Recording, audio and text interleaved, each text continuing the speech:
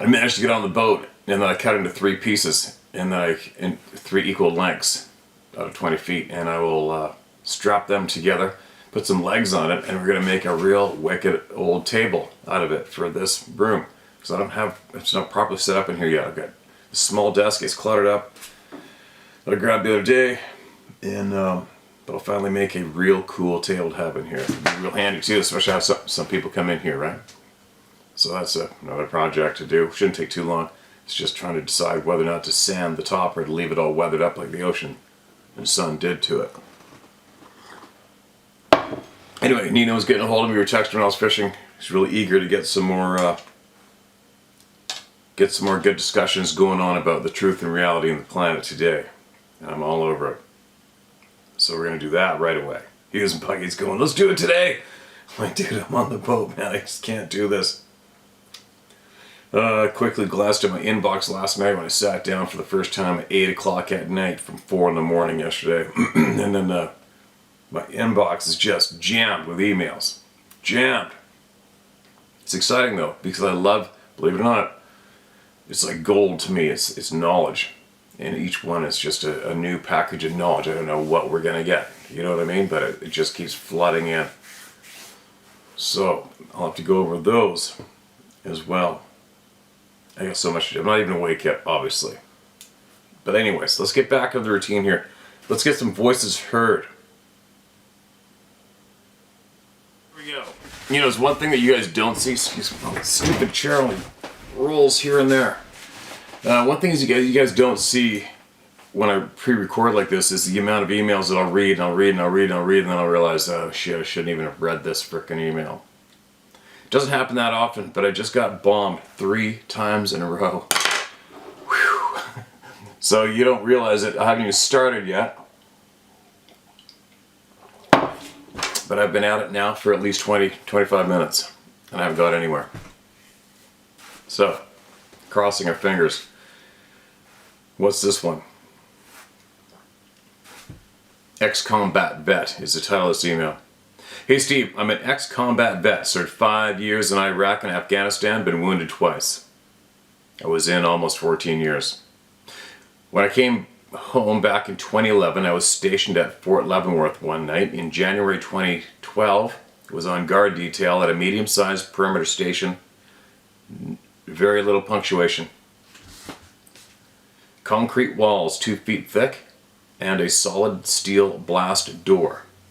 A foot thick, just about a half a mile from the Missouri River. My comrades stepped out to smoke. We've read this one, but I'm going to read it again anyways because I know it's coming. My comrades stepped out to smoke.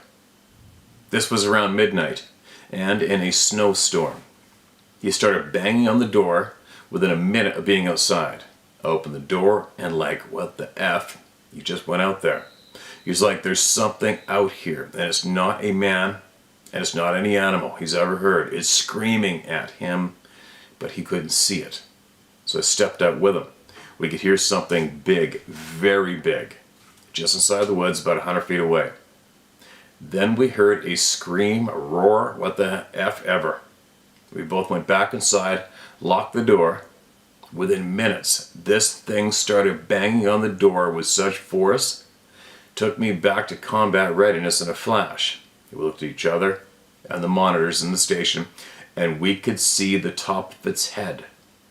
Long story short, we finally opened the door after takeoff and found dents in the door. Solid metal, mind you. Yeah, it still freaks me out. And the footprints in the snow, 21 inches long, that led over the perimeter fence, which is 15 feet high with razor wire, and the prints were headed towards the river. I'm a very rational person. I don't take shit. I keep to myself and had to share this. Never told anyone except my comrade who was on duty with me that night. It changed both of us to this day. Thanks for all you do, brother. Keep posting this stuff. We need to know what the F we're dealing with. You can use my first name, Michael. Thanks again for a release with no shame. That night will always be with me, just like being wounded has, Michael. Okay, man. I read this quite some time ago. I wonder if you have any more knowledge you've gained because of your curiosity that's obviously going to be huge, no matter what. And if you're still hanging out here watching this channel, maybe email me back with whatever else you may have learned or someone else at work you may have talked to, has some experience or whatever. That'd be good. And you're not the first one to email in about these beings making it past the safety perimeters and looking, being right in front of the camera. It's happened so many times, it's ridiculous. This next one's titled Fort Lewis, Washington. Hope you haven't read this. Hey man, what's up? Hope all is well. I just stumbled onto your channel. Just saw one of your videos about armed forces guys. I haven't seen Sasquatches, but I thought I'd tell you my story. Back in '87, while being stationed at Fort Lewis, Washington, we went out into the mountains for some training. I can't be sure, but I think it was near the Trout Lake area of Gifford Pinchot National Park. It was miles from electricity, I can tell you that. As an ex-hunter and an infantry soldier, I spent plenty of times in the woods. Well, back in '87, probably around October, November, it was cold and very wet. So dark you couldn't see your hand in front of your face at night. We traveled lightly for this training exercise, only about 2 companies. Only a few Humvees or trucks. We got there actually by bus. It was my night for radio watch. It was a 3-hour watch. My job was to start the Humvee about every hour to keep the batteries charged and call in a radio check. Keep the batteries charged? I wonder why they would be draining. I was freezing and bored, so I cranked the Humvee and turned on the heater. I thought I would listen to some tunes on my Walkman. Walkman? Where are we now? Early 90s? I guess I probably read that part. I heard something I've never heard in my life. But for the moment, just kind of blew it off like, that was unusual. Then at exactly 03:05 in the AM, I heard the loudest unearthly commotion I've ever heard. It sounded like it was about 250 yards away. I heard it over my Walkman. It was so loud. I could even tell you the song that was playing at the moment, and it was, yes, Owner of a Lonely Heart. I kicked open the door of the Humvee, ripped off my headphones, and listened for about 2 minutes to what could only be described as demonic. A cross between coyotes, hyenas, a jet engine noise, and ghosts. It was so loud that you could feel the concussion in your chest. Said everybody. Every hair on my body stood on end, and all I could think of was, what in the hell was that? It was terrifying. Ironically, none of my platoon members heard it. They're all in sleeping bags with ponchos over the top of them. It sounded like more than one creature. More like a group, and almost like a ceremonial. Ceremonial? Or maybe like almost just like a ceremony. Just wailing and screaming. You could tell it was a conversation of some sort. It stopped when I went back to the truck and did my radio check. I woke up my relief and asked him if he heard all the weird noises that night, and he didn't. I started asking around when my platoon buddies were convinced I was nuts and started making jokes about ancient Indian burial grounds. Excuse me. Then about a day or 2 later, I had the same watch, and I was waking up my relief at about 0600 and heard them again. Still sounding like a group, but further away from the opposite direction this time. I said to my buddy, "Hey man, did you hear that shit?" He calmly said, "Yeah, man." I said, "What did that sound like to you?" He says, "Ghosts." My hair still stands on end thinking about that. At the time, I didn't know what I'd heard was Sasquatch. Or maybe it wasn't, who knows, right? I just know this scared the hell out of me and almost shit my pants. It wasn't until years later when I heard some recorded Sasquatch screams by supposed experts in the Northwest that I finally put 2 and 2 together. When I heard the recordings, that fear instantly grabbed me again. I've contacted Fort Lewis Records archives to see if they have any record of exactly where we were then, so I could get a grid coordinate and go back sometime, but no luck. And I realized what I heard was Sasquatch, and more than one. I've been called every name in the book, but nothing can change my mind. Although terrifying, I still feel blessed to have been able to hear them. Something I can't emphasize enough. It's just the sheer extreme volume of how loud these things were.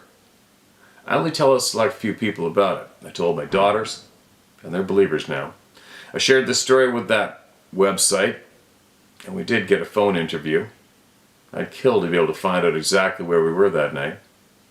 Sorry so long-winded. Peace, JW. You may share this if you like. Shared. There you go. One thing people seem to be able to get across to everybody here is the description of the sounds and the impact on them. It's something else, right? It's just got to. I haven't heard that sound. I've heard sounds, but not that one. I haven't heard anything that'll rattle my ribs. And that has got to be such an impact, obviously, right? From what we hear from these dozens of people hearing it. Crazy. Alright, what's this one? Thanks for sending that in, man. Appreciate it. Mark this as red. Alright. Northern New York. Here's a report from the Adirondack Mountains of northern New York State, USA. I've been an outdoorsman, hunting, fishing, camping, and hiking since the early 70s, and have seen every type of game known in the state. It occurred on a sunny June 17, 2015 day around mid-afternoon while we were boating along the eastern shore of Lake George, New York. I've been to Lake George. Just above the Narrows. We were about 140 yards away from the shore when the sighting occurred. The shoreline of this section of the lake is state property, and the part of the Forever Wild section of the Adirondacks. There are many square miles of wilderness here, and this location is only about 8 miles from the locally famous Whitehall, New York sightings in 1976. We were motoring in our 19-foot inboard-outboard boat northeast in a narrow channel between some islands and the mainland. Our intended goal was a small single-site camping island a short distance away. We're traveling about 5 miles per hour, slightly above idling speed. Engine RPM would be approximately 1,000. As we cleared the channel, there's a bay on our starboard right side. Since I'm always scanning the water to the side looking for boat traffic, I was looking east into the bay, and I noticed movement close to the shoreline.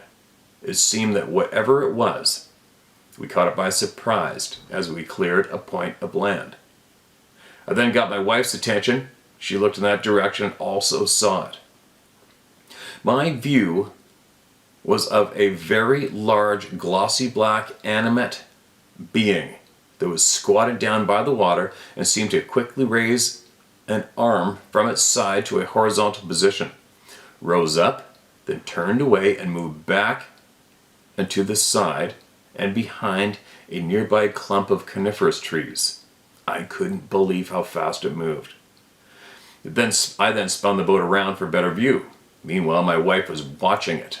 Her impression was that it was large, dark, and upright, and didn't move like an animal. Her view was slightly restricted by the trees that it was hiding behind, but she did notice that the being was swaying from side to side. That'll be the goats out there. The only known animal that is large and black out here in the Adirondacks is a black bear. Excuse me, and we both strongly know it wasn't a bear. It has shoulders, bears don't. It was an observation of very short duration, but long enough to impress us. Unfortunately, we can't provide any accurate dimensions or descriptions of any physical details, but even though we're not sure of what it was, we're sure of what it was not. We're used to seeing people on the shore, and this being was far larger than any human. We had cameras and binoculars aboard, but we're trying to process what we saw and never thought to grab either of them. It happens that fast. We then continued on to the island, which is about 200 yards from the sighting and only about 20 feet from the mainland, and chatted for a bit about what we just saw. Eventually, we got the charcoal grill fired up and proceeded to cook a meal. We do this on a regular basis on the islands of the lake. As we're eating, and all of a sudden, I had a strong feeling to leave now. I shared that with my wife, and we quickly finished our meal, loaded the gear back on the boat and left. Or as some may say, got the hell out of Dodge. I was not afraid, mind you, but something strongly came over me, and I knew we had to get out of there now. I've never had that type of experience on the lake or anywhere else before, and I'm not sure if the two events are related, but I suspect they are. Something wanted us to go away, and go away now.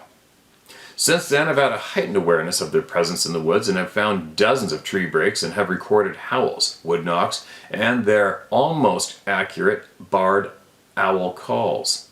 On one occasion, while we were hiking in the fall, we noted a tree break at our destination and made a big deal about it.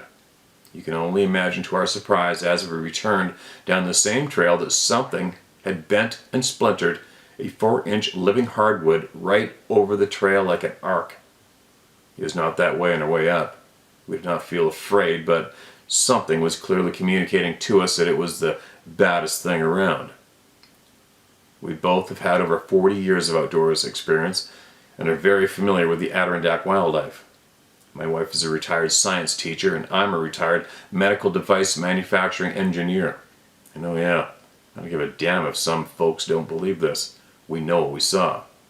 We both spend a lot of time outdoors and will not be second-guessed by some armchair academics. Regards, Bob Benway. Bob, appreciate you, man. Welcome to the club. Welcome to the club. Now, you know, a lot of people, so many people share with us about getting that feeling. It's either feeling, and some people share getting a voice telling me, get out of here now, just leave now. Urgent and terrifying somewhat, right? Now, what I'm wondering is, if somebody had a great big set of cojones on them, I wonder what happens to anybody who does not react to leave to that warning. Because we're not hearing about, well, you know, Dave's reporting a lot of people going missing. There's a horse standing right there looking at me in the window, wondering what I'm doing.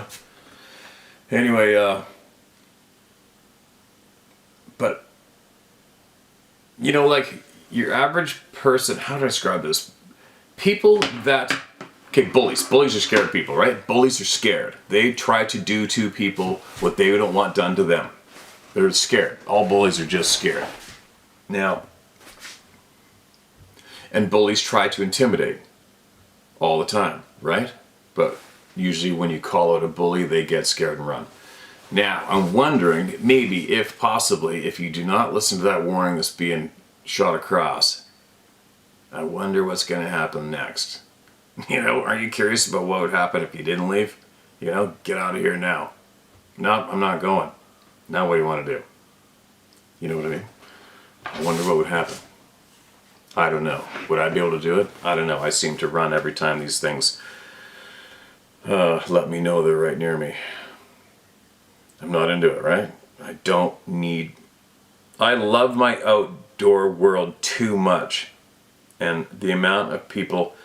I guess, I don't know, I guess the shit that I've seen and been through already, I guess maybe I am safe from having it all ruined or taken away from me. I don't know, am I? I don't have a clue. I don't know. I just don't need this shit. I don't need to be tormented, terrorized, and chased. I just don't need it. So I seem to be one of the ones that leaves. So far. But coming up, you know, on that note, coming up though, where I will be going in the next couple months, I won't have the choice to leave, because I'll be getting dropped off in the middle of frickin' nowhere. You just can't leave. So if it happens then, it'll be interesting, right? If it happens then I guess I will be able to report what happens when you don't leave. Maybe. Unless I disappear. Oh, coincidental. Here's the next one. Mind speaking. I'm a medically retired former infantry scout, sniper / forward observer. The following accounts are short, to the point. Perfect. First, I was riding my bike with my son along a popular trail. It was August 9th or 8th, mid-2000s. We were riding along when my son noticed some tracks. Human, but big. We stopped, and as I was looking at the trail it made through the tall grass, coming across the RR tracks, and then across a paved path onto a trail that intersected a paved road. The tracks, as I later confirmed with a dick from the so-called website, were 22 inches long and 14 inches at the ball and 5 to 6 inches at the heel.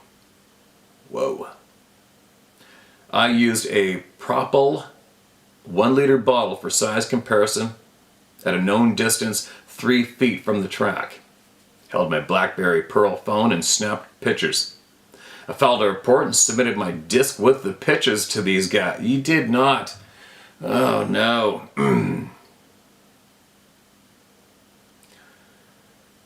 Alright, he says a bunch of expletives to describe those guys with that website. They claim they lost my disc with the pictures. They also never posted my report. Anyway, this really intrigued me and I started on my quest to get information and keep to myself. Alright, sounds a little awkward and I got another horse interrupting me here. So basically what he's saying is he contacted the BF place and another person got shafted yet again. He sent them the disc from his phone with the photos and they claimed it disappeared. And never laid down his report. Why not? It's a track a little too big for you guys. Something you don't want the public to hear about. Anyway, enough of that. Let's carry on with his email. Second, I live in the Pacific Northwest and spend a lot of time in the woods. When people get to me... Okay. I spend a lot of time in the woods when people get to me. Alone and carry a .45 and a .30-06. I don't want to give too many details as DNR and those Fs will be all over. So I find an area close to where I live, which is basically in the woods in a subdevelopment with everyone having at least an acre, and it's heavy wooded. I was out in a training area of local military base and was just chilling when I was done. I got up off the tailgate of my truck when I saw it step between two big-ass fir trees. It was tall, about 9 feet, and it was the color of old cedar bark. Had a domed head, light-colored ears and face. It just looked in my direction and stepped off. It never made a sound. I didn't feel scared, just in awe. I was like, holy F, that was a Bigfoot. Third, I have an area that I like to ride quads in and around. I was up on the MT exploring an area that I discovered was in the edge of someone's territory. I have a lot of pictures of tree breaks, trees set in between other trees that are not natural. Anyway, I was coming down a graded road as local logging had come into the area, and as I got out of my truck, I could smell that sweet, sick, dead-ass animal smell. The wind was from the east, and I could smell the thing as it came through the area. I know it was there, and it knew I was there. It must have walked along the tree line as the smell came in strong and then faded, and again I had no fear. Fourth, I shoot a lot. Keeping up the skill set and staying sharp, like the spirit point. I went to the same area I ride in. I found my usual spot, and when I was setting up my silhouette, I heard in my head, clear as day, "Please don't shoot me."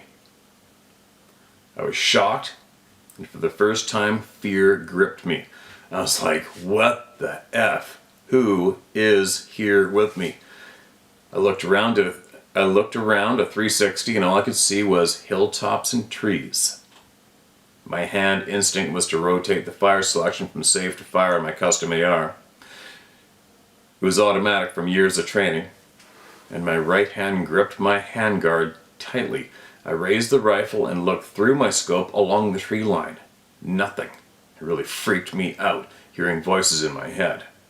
That's the first and last time I heard the voice. Needless to say, I respect and believe in these sentient beings. As a matter of fact, I don't go shooting that area anymore, as a matter of respect. I keep up the exploring of the area and I find broken trees here and there, but I just keep to myself. And walk the trails, relaxing and keeping my senses honed. Keep up the great work and keep up the great work and pissing the BLM and DNR F's off. MS, US retired. Have a great day. Okay, man, it's unfortunate about the first incident with you sending off your disc to that group of dirtbags, right? And I know all the people associated with those people aren't dirtbags. I know, I get it, and I've had a lot of them email us to explain why they maintain their connection with them is because of all the data they get to have access to. That's the only reason. Well, for all you people now, if you haven't noticed, it's all from the people. The data's from the people. Now the people are here speaking freely and openly, word for word. So it's all here now. All right? You don't have to associate with dirt bags anymore, unless you like to. Bite my lip. Who's next? The voice is in the head, right?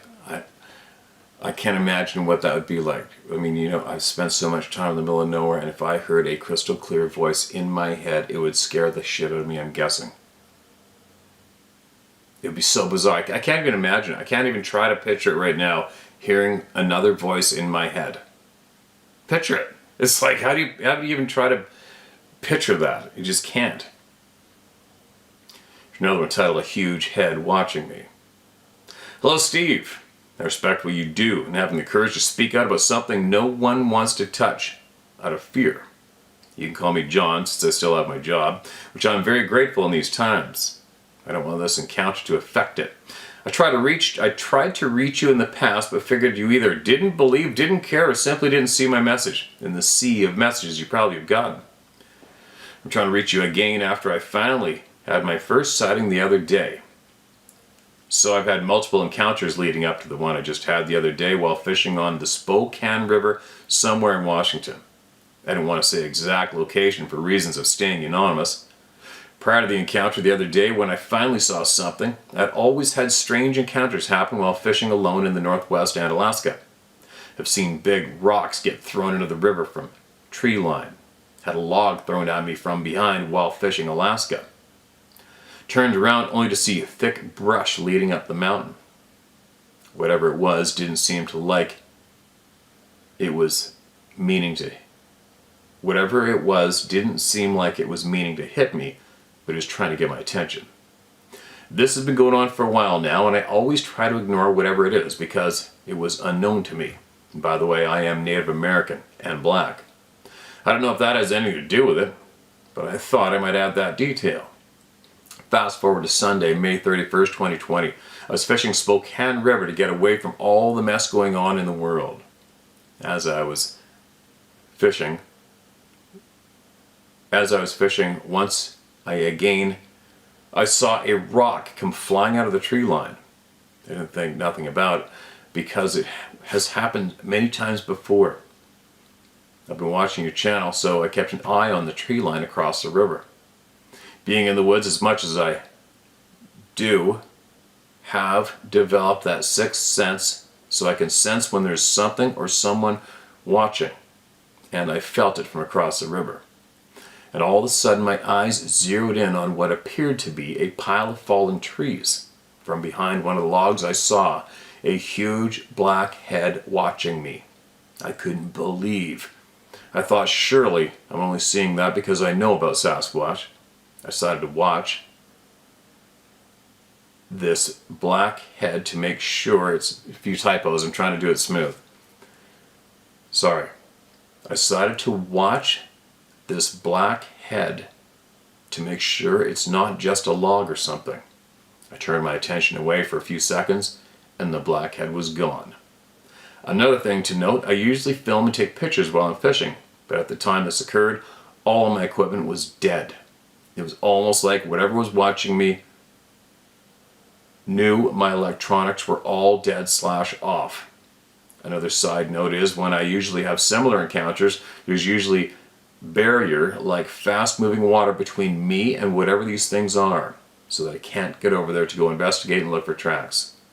Anyways, I hope you get this message, and this wasn't a waste of time writing you my encounter. Once again, thank you. It's never a waste of time, man, and I got it.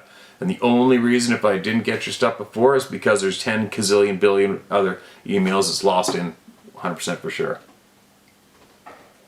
Another note too is as far as our racial background, color of our skin, doesn't matter. These beings don't give a shit what color we are, where we're from. They don't care. It doesn't make a difference. Sure, there's a lot of native communities that have had a lot of experiences and seem to be really condensed around there. Or is it just because our native communities are more in tune with their intuition, sixth sense? Maybe, I don't know. Who knows? But either way, there is 100% for sure. Rural native communities have a lot of activity around them, without a doubt. But if you go over all the encounters, all the experiences shared here, they're all the same. Everyone gets the same treatment and the same reaction. They don't give a shit what color your hair is, what color your skin is. They don't care. We get the same attention. It's the same shit. So there you go. Anyway. So many people to be heard. I think I'm slowly starting to wake up. My mind's a little occupied off to the side a bit,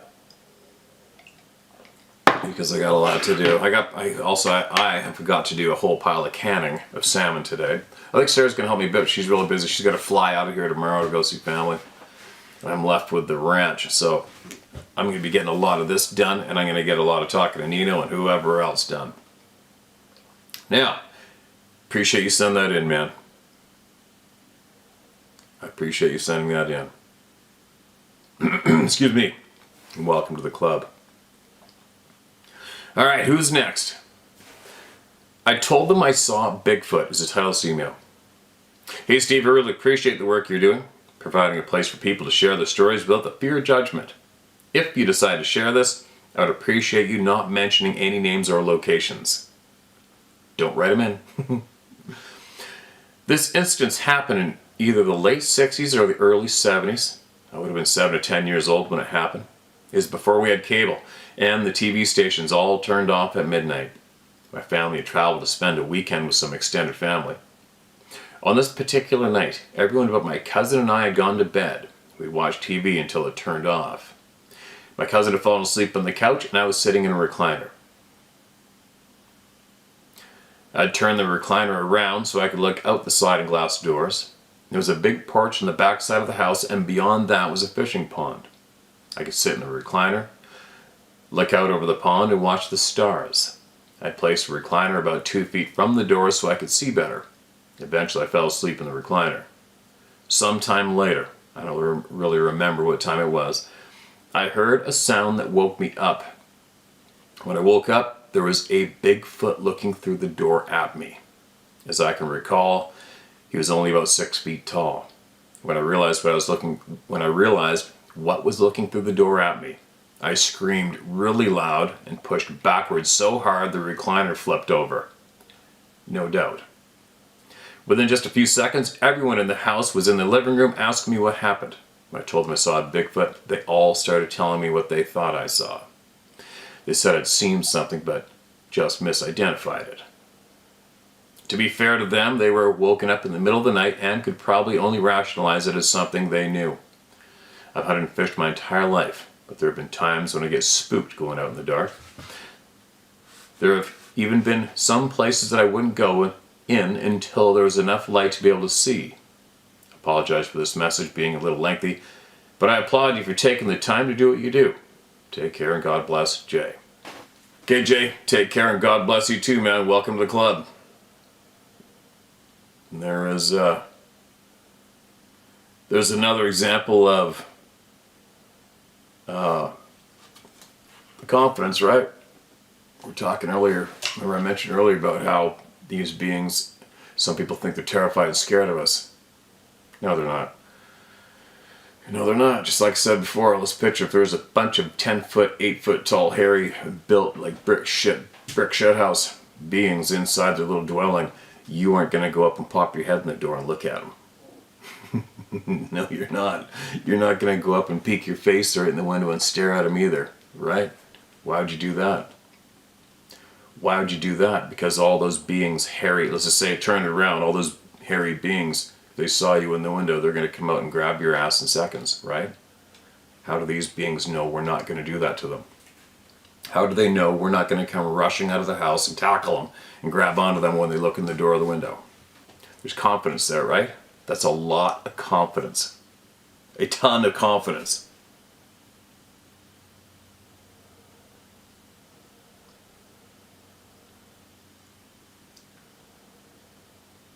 right. Who's next? One more and I gotta go out. Get some stuff done. Get a lot of stuff done. Unmistakable. It was on two legs. Hello. I just want to share a story both my dad and mom experienced shortly after they got married in '66. My dad grew up in Oklahoma and had moved away after returning from serving his time in the military. He met the woman who he would later marry and would become my mom. And we read it. I don't know why it is marked as red. Alright, what's this one? Alright, let's read this one. I don't know what this one's about. I don't know. It's driving me nuts. This skipping, that phone getting wiped earlier is really pissing me off. It's titled Ontario Trucker. Might have read this. Hey Steve, I mentioned this encounter in a few comment sections of other videos, but I guess this is to make it official. I'm a long-haul trucker running from Ontario to Western Canada and returning usually through the US back to Ontario. One night I slept in the Sault Ste. Marie. Got up, started my day. I got up to Montreal River, approximately 1 hour north, and was driving by Beta Lake. B-E-T-A Lake. This lake is shaped like an oven mitt, and at the tip of the thumb there is an opening. I see this guy standing there facing me. My first thought was, a camper. I smiled, then I realized he was all black. Black bear black. Head, face, arms, legs, everything. My next thought was, why is he all black? Is this a bear? Why is it standing? But it's a human silhouette. A black bear standing would have an inseam maybe 18 inches max. This lasted approximately 6 seconds, but has stuck with me ever since. I didn't realize it may have been a Bigfoot because I always thought of it as a West Coast thing. Then I heard of a sighting in Grassy Narrows, Ontario, west of Manitoba. I'm thinking, how could such a thing survive there? I started looking into it. I reported to another site in Ontario, and the guy pegged my sighting on a map, and about 5 to 10 miles north of there was 3 other sightings pegged. He was supposed to send me the details, but never did. I served 21 years in the military, and have absolutely no time for BS. This email is to further confirm that these beings exist. They're everywhere. I have 50 acres, and I go down into the back with my 12-gauge slug, triple-odd buck slug, triple-odd buck slug. Plus more in my pocket. Even doing yard work, splitting wood, etc. I have bear spray and usually my 12-gauge. Everything is a statistic. You can choose which column you fall in. Cheers, guy. Doug Turner. Okay, Doug, thanks for that, man. Yeah, that sounded a little familiar, but when I have been in the woods, if I just need protection, I'm in grizzly country guiding, or usually my saddle gun most of the time was a sawed-off 12-gauge pump, and same thing. You put slug, buckshot in it all the way up. Take the plug out so you can put as many rounds in there as you can. And the reason being you do that is so that you don't have to aim as much in an emergency, right? Very effective self-defense weapon. And there you go. Yes, they are real, and yes, they are potentially everywhere. And this is a book. Excuse me, here we go. Okay, here we go. Southwest Texas. Here's one for Nino. Hello, Steve. Thank you for all the work you do. I wrote to you once before about the difference in people's reactions and sent a picture I took of a possible Sasquatch trackway in Colorado, and was rather shocked when a few weeks later you read my email and showed my picture on YouTube. The experience was in December of 2019. I've been watching your channel since. You made me aware that I may have had more close encounters than I realized. I've lived in southeast Texas all of my life. 66 years. I've spent a lot of time in the woods. My father was very much into hunting and fishing and was always taking me along. I fired a rifle for the first time when I was 5. I killed my first deer when I was 6. I lost my interest in hunting and fishing in my late teens and have always loved the forest. My father had an 800-plus acre ranch, so I always had access to the outdoors and spent a lot of time hiking there. I also have hiked the Sam Houston National Forest many, many times, And I've been going to Colorado every few years throughout my life and have hiked endless miles there. Many times I've experienced the forest going absolutely quiet, mainly on my hikes through the SHNF and sometimes in Colorado. You recently relayed an experience of a man fishing on Lake Conroe, which borders the south side of the SHNF. Seeing one of these things run past him, which made me start thinking about these episodes of silence I've experienced there many times. I've never encountered foul smells, at least those that can't be attributed to a carcass, nor have I ever heard of any unusual calls. Also, I've never had the electric hair standing on end you talk about. I've had some odd experiences back from the woods on my dad's ranch. I had an experience last spring in Colorado related to what you talk about with the sixth sense. I was hiking the Colorado Trail on Mount Antero and kept getting the feeling that something was on my left. And as I walked, the feeling got stronger. I kept looking mainly to my left and also all around and finally spotted some eyes looking at me between the branches of a pine tree. To my relief, it was a couple of deer, as I'd been watching your channel for a few months at this time and was starting to freak myself out. I've retired after 30 years as an electrical contractor and am currently building a house in Colorado and will be moving there in the late spring. I've never lived in a cold climate, only visited. And watching you has given me an insight into dealing with the cold, taking note that what you are wearing and taking note of what you're wearing and your foot gear.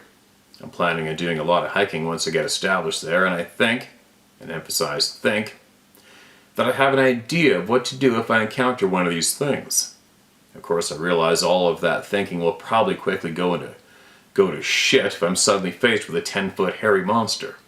Yeah, right? I tend to start every hike with the mindset that this is your home, and I'm only visiting to enjoy the beauty of it. I know there is far more out there than we can begin to imagine. I lived in a house for 36 years with 3 entities that some would call ghosts, but I never felt threatened, so I just lived with them. At times it seems that unseen entities are drawn to me for whatever reason, as I have experienced some strange things on my travels. I once saw a UFO from my backyard, a V-shaped craft with no lights or visible means of propulsion moving about 30 miles per hour at about 2,000 feet. It seems that I've found Sasquatch tracks too. So I guess I've experienced most of the popular oddities of today. I haven't run across anything like a dog man, and I don't really want to. Thanks again, Steve, for all you do. Michael Young, currently in Bryan, Texas. Okay, man. Welcome to the club. I wonder if your father knows about what's going on when he's got all those acres, right? I want to talk to him straight up and see what's up. I would. And visiting their home. I got a tough time with that myself. Teach their own. My attitude is, the land we're all on. We all are given this lifetime. We're all going to die. We don't really, truly own anything. Right? If you did actually truly own something, then you're going to take it with you at the end, right? We're just here. We're renters in a way. But anyway, either way, what I'm getting at is we're all here together. We're all here together. We're sharing it. We're sharing it. I don't go into the woods with the attitude, oh, I'm trespassing in your land. I hope you don't get too angry about it. No. My attitude for me, maybe I'm wrong. I always say maybe I'm wrong. I don't know, I might be wrong. But right now, my brain tells me, no, I'm going to that timber on that mountain. And I know you're here and you know I'm here. Let's just not ruin it for each other. And I have equal right to go and seek out and collect my food, my nourishment that I need for this lifetime, just like you do. You don't own it, I don't own it, but it's all here for all of us together to share. That's my attitude. I don't ask for permission to do shit in the forests or on the mountains. I don't. No way. I'm tired of the people. For some reason, the divide is absolutely unacceptable. Some humans are allowed to do this. Some humans aren't allowed to do that because of the color of your skin or your hair or where you were born. No. Sorry. That's not the way it's supposed to be. We're all here together. We should be helping each other have the most fun time ever while we are here. That's what it should be. But it's not. Anyways, I'm starting to ramble. The coffee must be kicking in. But no, I do not support the divide. I do not support the unequal opportunities that various human beings have while they're here. I do not support that in any way. Oh, I'm not ranting at the emailer either. It's just when I hear people saying, doesn't matter who it is, when I hear people saying, you know, you're trespassing on their land. No, I'm not. No, we're not. I've got the right to go walking in that beautiful... I have the right to walk on the face of this beautiful place we're living. Just like anybody else does. End o' story. Sorry, it's just the way it is. And I will help anybody at any time. It doesn't matter where their blood originally came from. You're just an equal human being just like me. We're here together and I will help you and support you. It's too easy, right? I'm rambling and babbling. I'm almost awake and my mind's racing. I got so much to do and I really, really, really want to dive right back into this and get this ripping and get all this room set up and get all my live streams set up a lot smoother than the first time and figure this out because I'm excited to do it and I'm excited to share knowledge with more people. So I got to get going on that note and I'll be back shortly.